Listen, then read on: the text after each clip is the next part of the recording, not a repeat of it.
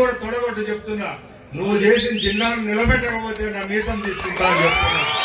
నేను చెప్తున్నాను కదా జిల్లా పోతుంది రాయచోటి వెళ్ళిపోతుంది అన్నారు కదా. మీరు ఎక్కడైతే సోషల్ మీడియాలో జిల్లా పోతుంది అంటారు కదా, నేను తొడగొట్టి చెప్తున్నా, జిల్లా రాయచోటే ఉంటుంది. రాయచోటిని అన్ని విధాల అభివృద్ధి చేస్తామని నేను కూడా చెప్తున్నా. ఎందుకంటే మంచి చేసేదానికి ఎవడైనా మంచి చేస్తే ఎవరైనా ఒప్పుకోవాల్సిందే. మంచి అనేది ఎక్కడైనా మంచి, చెడ్డ అనేది చెడ్డే. నీళ్లకు విషయంలో గత 5 సంవత్సరాలు రాయచోటి నియోజకవర్గానికి ఏం చేశారు? ఆ రోజు వచ్చిన స్కీమ్ కు తిరోధకాలు వేస్తే ఎమ్మెల్యేగా పనిచేసిన రోజు ఆ రోజు నీ ముఖ్యమంత్రి దగ్గరికి అడిగే పరిస్థితి నీకు ఉందా లేదా అని అడుగుతున్నా.